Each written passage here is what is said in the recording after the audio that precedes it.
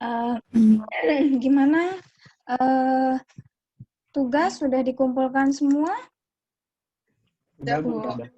Ya, oke. Mungkin kalian untuk mengawali ini silahkan buka SIA untuk absen.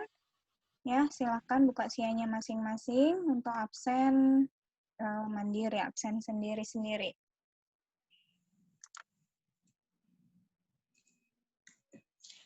Oke, sambil menunggu, kira-kira atau sambil kalian absen juga, kita bisa mulai diskusi tentang materi hari ini. Adakah yang mau ditanyakan diskusi materi SI dalam organisasi? Silakan, ada yang mau bertanya dulu terkait materi sistem informasi dalam organisasi? Nggak ada? Bu mau nanya. Boleh. Sistem informasi dalam hal rekrutmen, training sama mutasi cuti itu kayak gimana modelnya? Yang mana? Halaman berapa ya, Nis? Slide 21. 21. Oke. Ini ya, jadi ada contoh proses bisnis yang ditanya di kepegawaian gitu ya. Jadi ada sebuah sistem informasi yang mendukung kepegawaian untuk yang pertama dia untuk rekrutmen ya. Jadi rekrutmen itu bisa saja mereka hanya memberi memberi informasi tentang rekrutmen ya. Jadi misalnya dia kasih tahu ada bukaan lowongan kerjaan. Misalnya di perusahaan ini butuh IT programmer misalnya. Dia akan menampilkan itu, terus mungkin di bawahnya nanti dia bisa tampilkan kayak atau misalnya bersedia mendaftar, dia akan klik tombol daftar ya. Dia klik tombol daftar, nanti dia akan langsung ngisi formulir ya. Jadi itu salah satu contoh yang misalnya yang rekrutmen. Terus tadi yang training mungkin training ini kan biasanya kalau kita dulu kan cuma pendaftaran aja yang dilakukan di sistem, terus trainingnya kan akan berjalan langsung ya, maksudnya atau ketemu langsung. Tapi pada saat pandemi seperti ini, mungkin bisa dia online trainingnya, ya entah itu dalam bentuk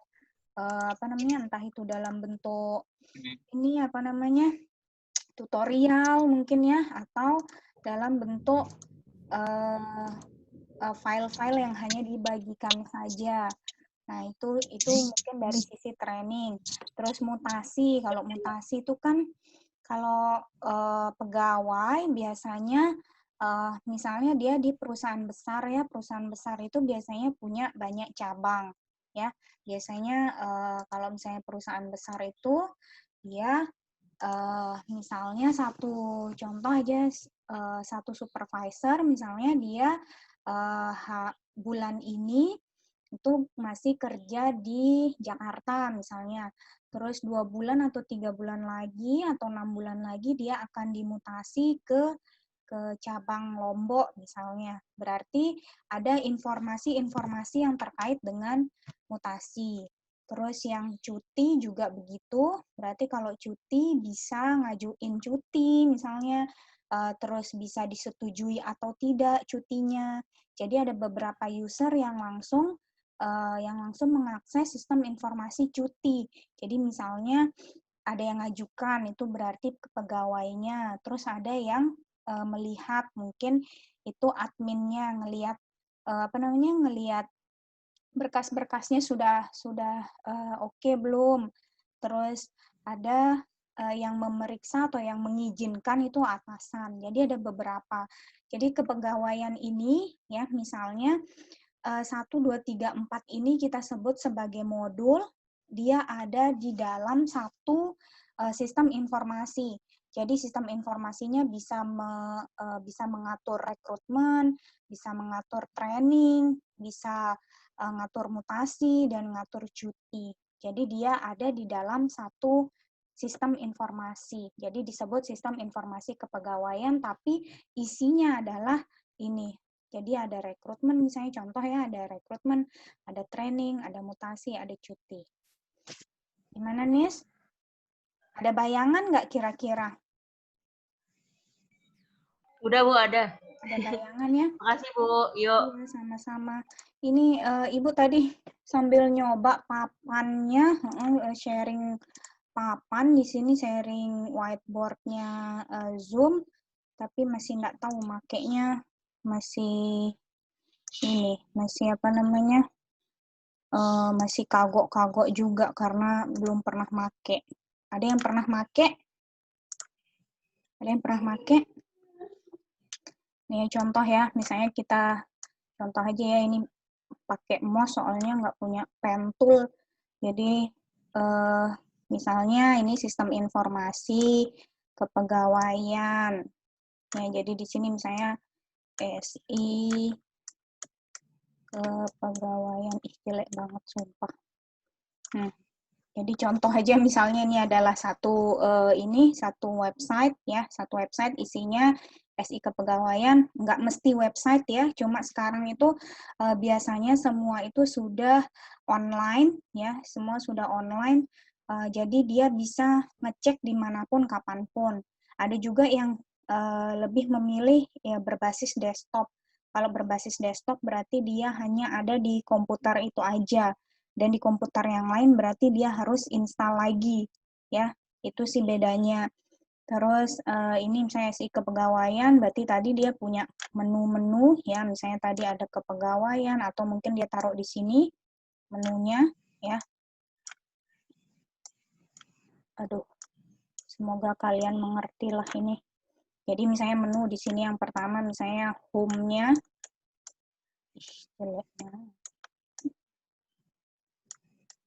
ada yang tahu gimana caranya supaya tulisannya bagus ya?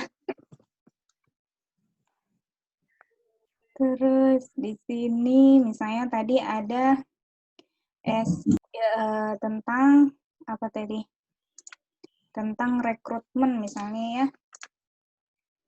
Saya ini rekrutmen, kita kasih R aja.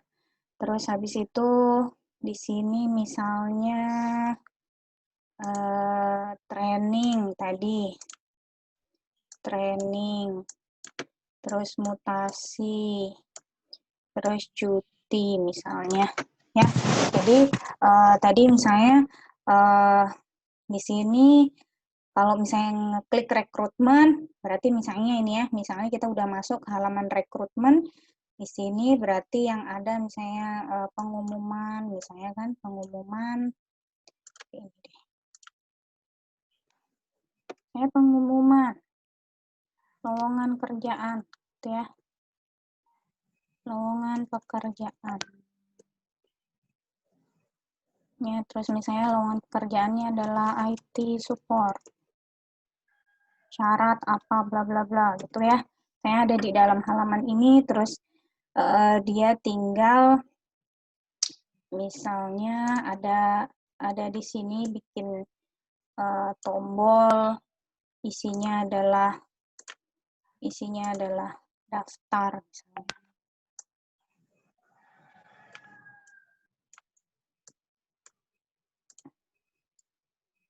Anggap aja ini ya.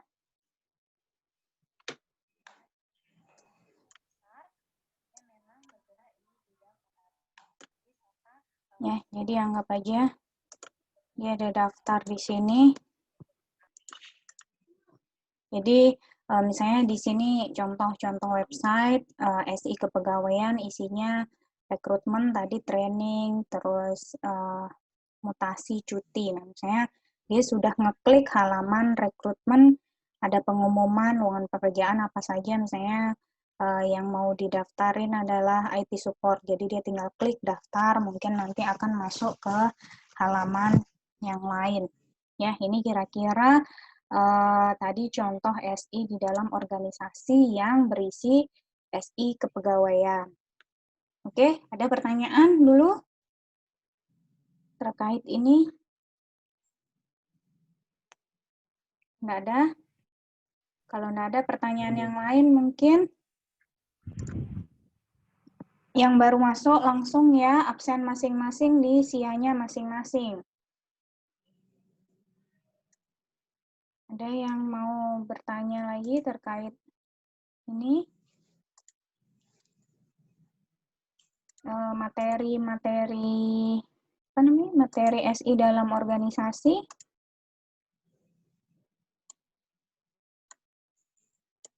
Ada? Ada yang lain mungkin?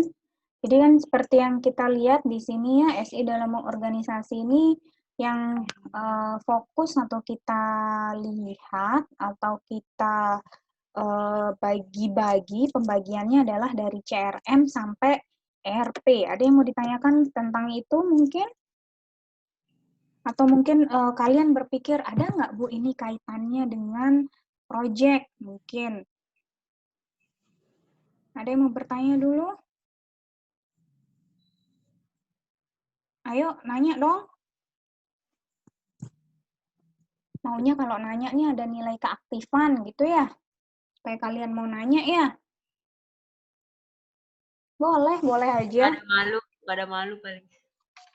Pada malu terus nanti nge-WA gitu biasanya. Atau mau dikasih nilai keaktifan? Boleh, boleh. Ibu setuju banget dah supaya hidup kelasnya. Gimana? Permisi Bu, mau nanya. Di tipe sistem informasi itu, yang sistem Siapa yang penunjang ngomong itu ya? keputusan. Aprilia.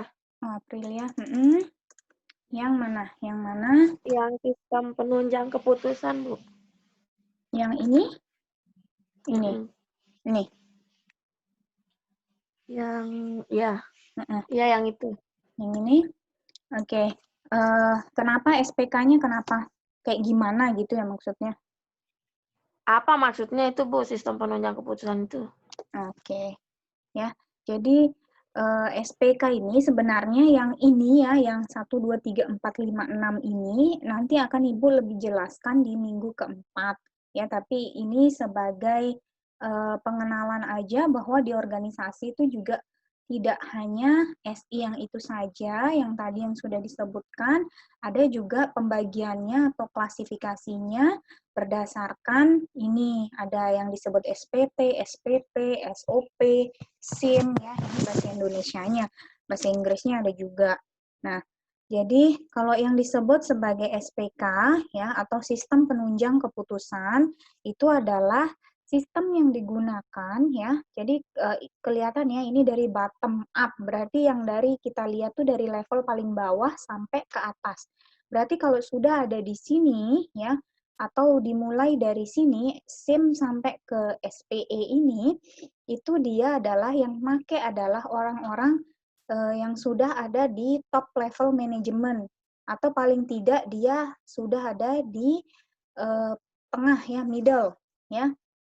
Mungkin karena ini namanya aja manajemen, otomatis yang make adalah mungkin dari sisi manajer dulu. Terus setelah itu sistem penunjang keputusan juga, ini biasanya yang make adalah top level ya. Kalau SPK itu yang pakai berarti orang-orang manajer, mungkin yang sudah level atas gitu ya, kayak direkturnya, komisarisnya. Karena apa? Karena yang kenapa SPK hanya digunakan oleh mereka ya karena mereka adalah pengambil kebijakan. Jadi merekalah yang make. Nah, seperti apa sih di dalamnya SPK itu?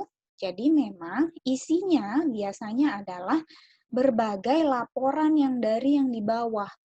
Jadi isinya adalah misalnya laporan bulanan, contoh kita ambil misalnya perusahaan IT ya, laporan bulanan penjualan komputer misalnya.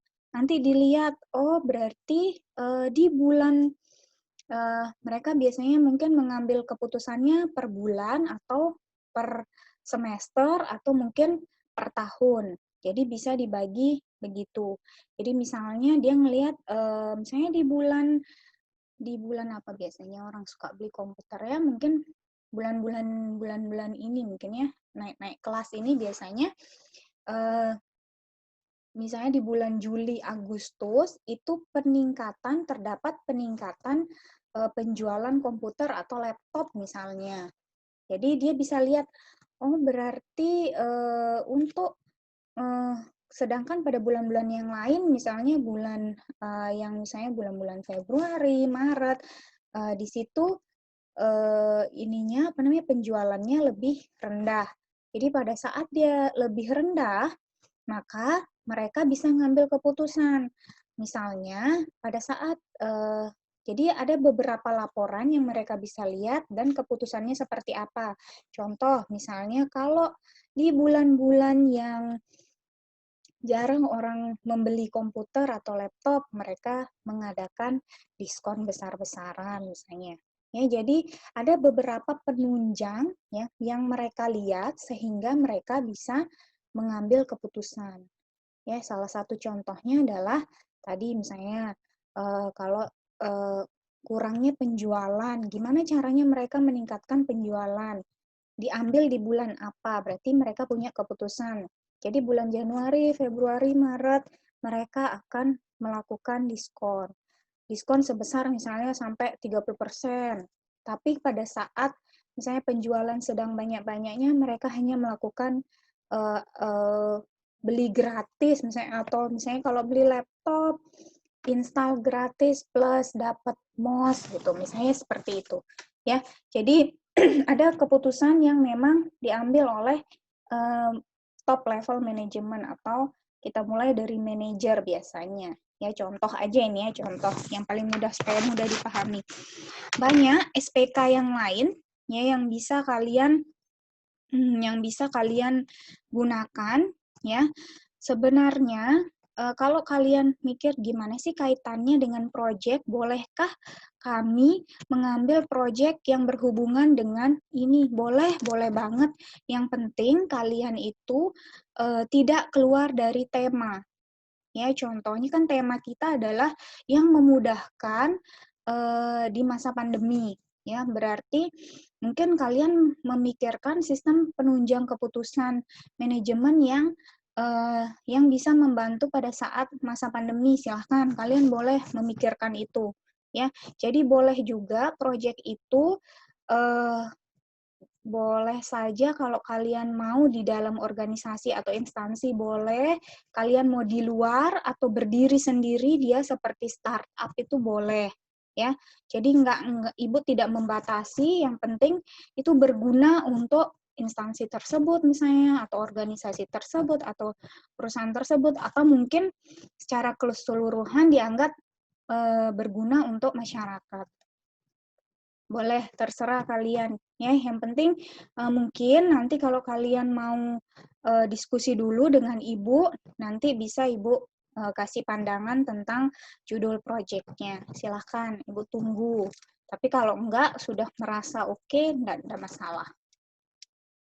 Oke? Ada lagi pertanyaan gimana tadi, April? Iya, Bu, makasih. Iya, sama-sama. Ada lagi pertanyaan terkait materi? Bu, saya mau nanya. Mm-mm. Tolong dijelasin lagi sedikit yang di sistem enterprise-nya itu, Bu. Sistem enterprise itu bawah ya ERP ya? Ya, ERP. Oke. Nih, jadi contoh sistem enterprise ya. Jadi kalau kalian sudah mengerti yang di depannya yang sudah kita jelaskan yaitu ada CRM dan SCM.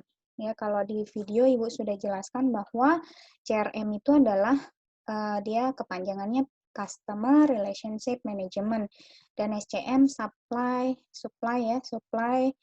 chain management. Nah, berarti di situ bisa kelihatan dari namanya bahwa CRM itu digunakan untuk memuaskan customer gitu ya, membahagiakan customer. Gimana caranya sebuah sistem dia akan bisa memuaskan customer. Nah, sedangkan SCM, nah kalau CRM kan ke depan ya, dia ke customer langsung. Nah, SCM ini adalah back end-nya atau supply-nya, supply chain manajemennya, atau berhubungan dengan orang-orang yang menyuplai. Contohnya misalnya supplier atau distributor atau yang lain. Nah, apa sih isinya di sistem enterprise? Sistem enterprise ini adalah gabungan dari dua itu. Jadi kalau bisa dibilang sesuai dengan namanya ya, enterprise. Enterprise itu adalah perusahaan ya, atau sebuah organisasi yang besar.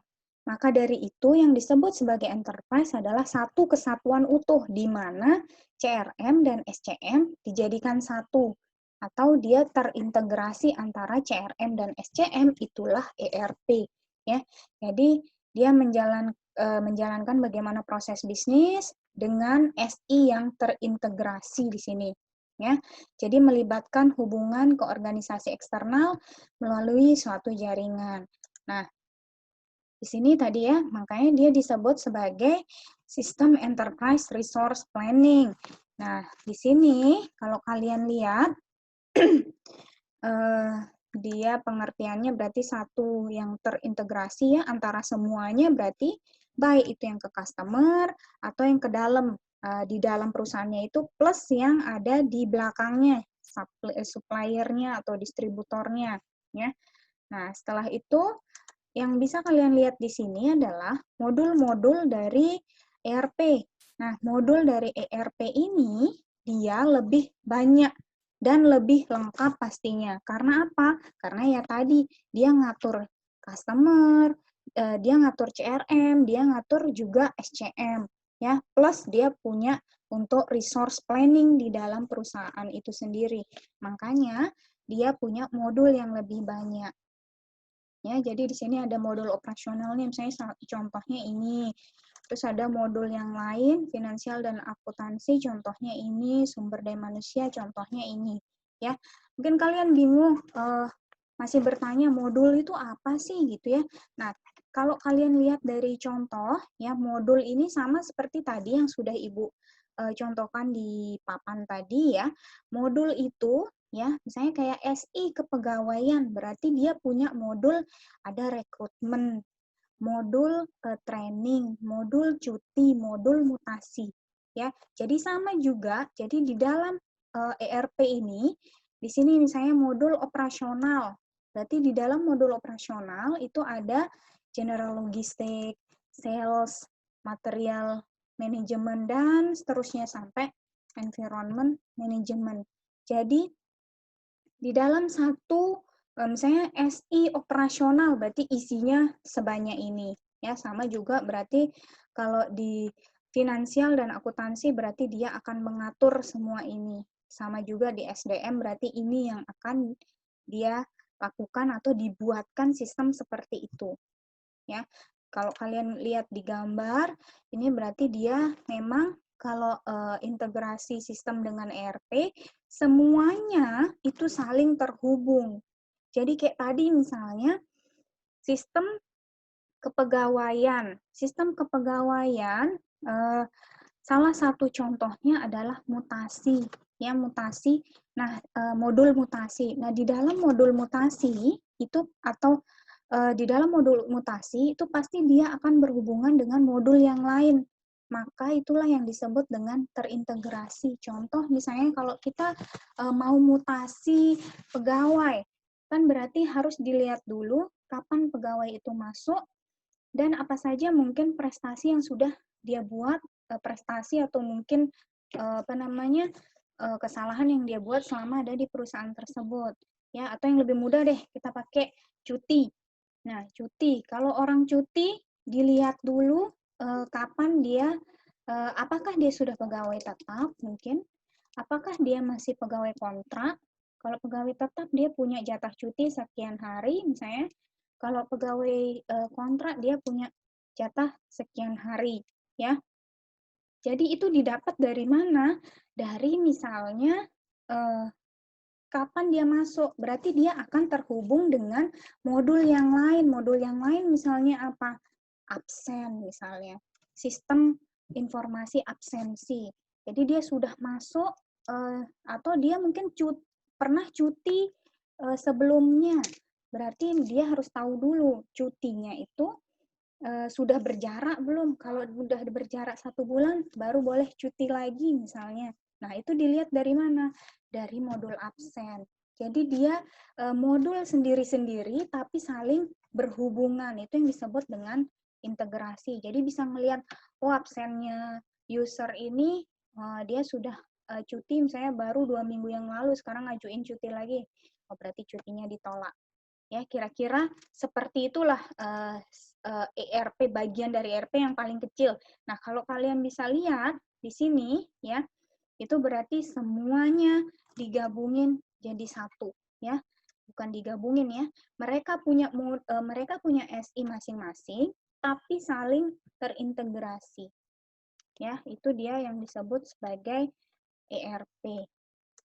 Dan ERP ini ya, dia tidak hanya dipakai di satu cabang, dia akan dipakai di banyak cabang ya. Jadi misalnya apabila terjadi sesuatu di cabang NTB, orang-orang di pusat misalnya di Jakarta bisa lihat langsung. Oh, berarti mereka punya keluhan atau ada beberapa masalah di komputernya mungkin, di jaringannya, sehingga mereka tidak bisa atau tidak bersamaan dengan cabang yang lain dalam tutup buku misalnya atau akhir bulan ya. Jadi biasanya seperti itu, atau mungkin atasan atau orang-orang pusat bisa langsung melihat keuntungan masing-masing cabang ya. Itu juga ya. Jadi selain ERP itu juga terintegrasi di satu perusahaan saja, dia juga harusnya bisa berintegrasi dengan yang punya banyak cabang atau cabang-cabang yang di cabang lain. Mungkin kalau satu cabang dengan cabang yang lain kedudukannya kan sama, mereka tidak akan bisa saling melihat. Nah, tapi orang pusat bisa melihat keuangan masing-masing cabang misalnya dengan adanya laporan. Ya, didukungnya sebenarnya juga ERP ini adalah dengan sistem-sistem informasi yang tadi ya, tadi ada SPK, SIM, terus dari bawah ke atas. Jadi itu semua saling terhubung sebenarnya ya. Modul-modul itu juga sebenarnya masuk ke dalam sistem informasi yang terklasifikasi dari bottom up tadi, dari bawah ke atas tadi. Oke, gimana? Ya. Dewi, udah ngerti? Bu, jelas sekali. Makasih, Bu. Ya, sama-sama. Ada lagi pertanyaan?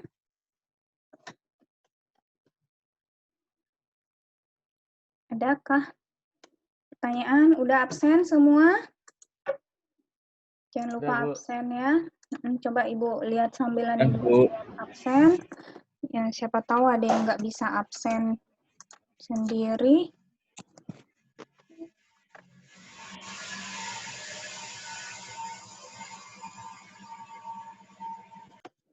Oke, Ibu lihat dulu absennya.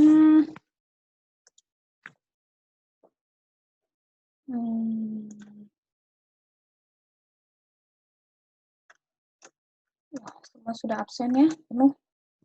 Ada yang pindah, baru pindah udah masuk belum? Udah perubahan KRS belum ya? Belum. Sebenarnya sudah bisa perubahan KRS ya, mungkin minta disetujui aja sama dosen PA-nya. Jadi nanti biasanya kalau sudah disetujui sama dosen PA, dia akan langsung masuk ke absen. Ya, gitu aja. Soalnya sudah mulai kayaknya dari kemarin udah ada beberapa juga PA Ibu yang minta disetujui supaya bisa pindah kelas. Iya, Bu. Ada pertanyaan lagi terkait materi?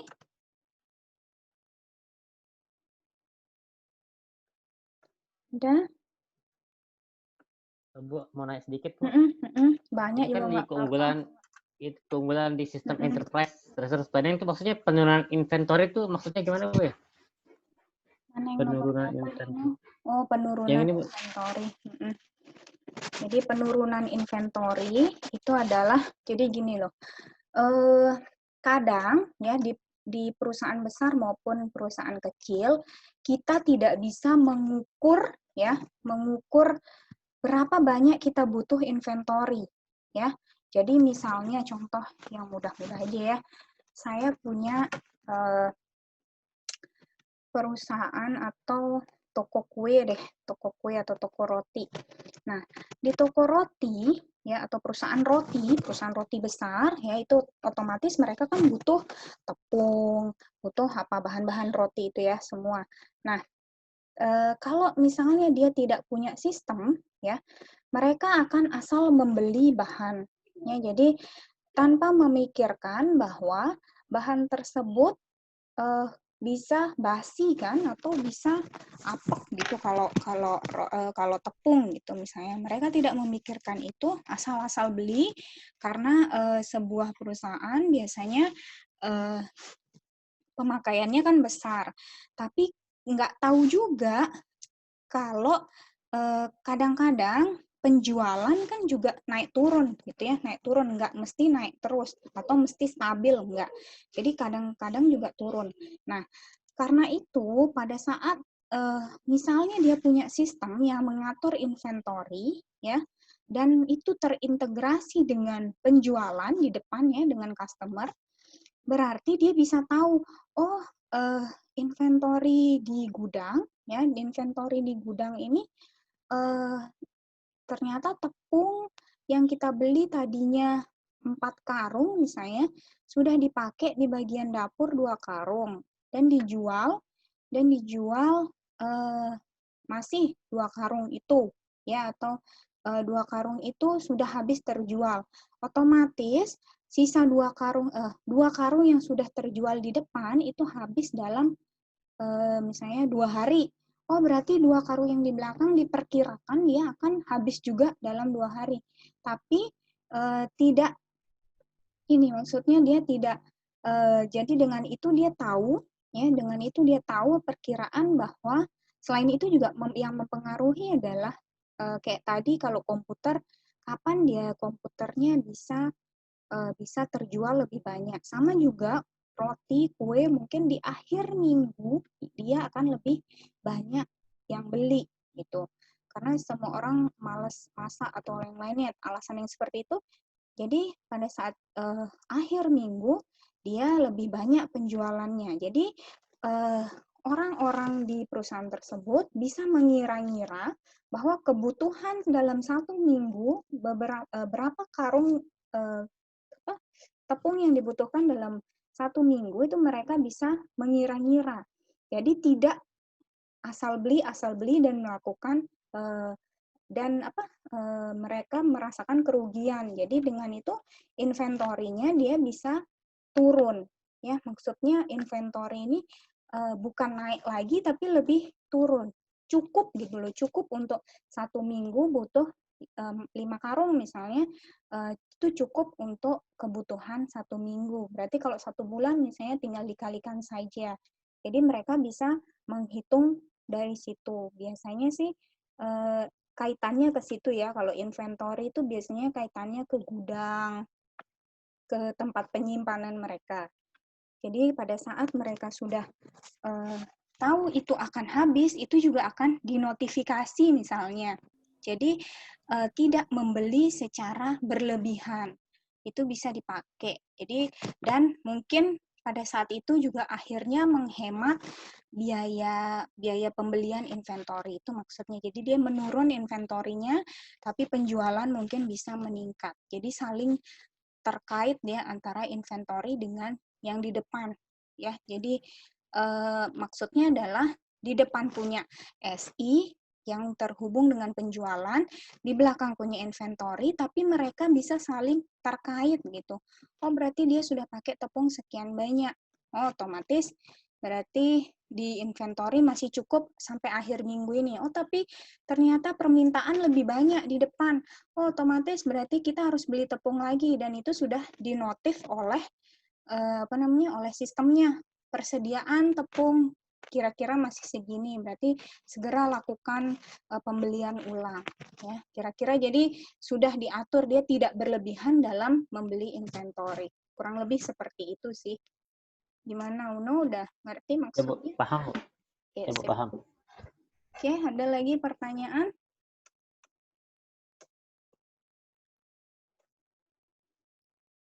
Ada lagi terkait materi? Bu, mau nanya,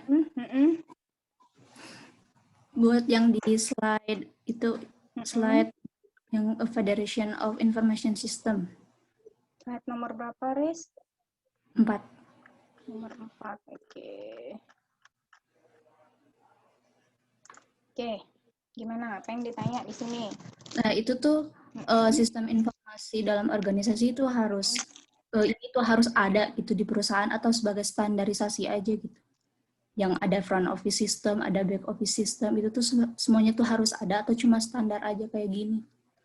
Sebenarnya ya, kalau kita lihat di perusahaan besar ya, coba kalian perhatikan, otomatis atau mereka pasti menerapkan ya. Mungkin bisa jadi kita sebut saja sebagai standar gitu ya, karena perusahaan besar biasanya lebih dari ini yang mereka punya ya. Kita sebut aja sebagai standar. Sebenarnya sama seperti penjelasan minggu lalu ya tentang konsep SI dan keunggulan kita apabila mempunyai SI, itu dia. Jadi balik lagi intinya adalah lebih efektif dan efisien, serta kita lebih mempunyai kekuatan dalam perusahaan. Contoh misalnya ya, kalau di bank ya, bank sekarang apalagi di masa pandemi kita udah males, bukan udah males, emang sangat mengurangi pergi ke ATM untuk melakukan transaksi yang kira-kira tidak mengambil uang gitu ya, sangat mengurangi itu. Jadi bank-bank dimanapun sekarang yang kita lihat, mereka pasti akan memperbaiki SI-nya, mereka akan memperbaiki sistemnya dan menambah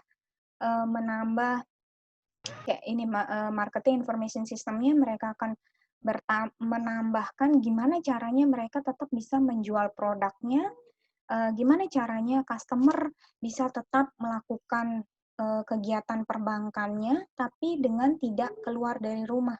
Maka mereka berlomba-lomba untuk menambahkan fitur di e-banking yang sudah mereka punyai.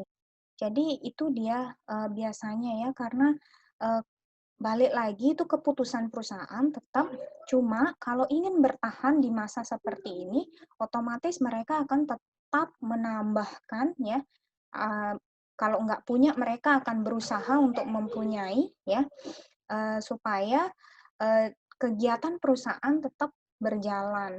Ya, jadi apalagi yang berkaitan dengan servis, contohnya tadi bank itu, kalau mereka tidak memperbaiki diri atau menambah kualitas dari sistemnya, mereka pasti akan jauh tertinggal. Otomatis lama-lama customer juga semakin berkurang. Ya, sebenarnya jadi information system ini, federation-nya ini kita sebut saja sebagai standar untuk perusahaan yang baik ya.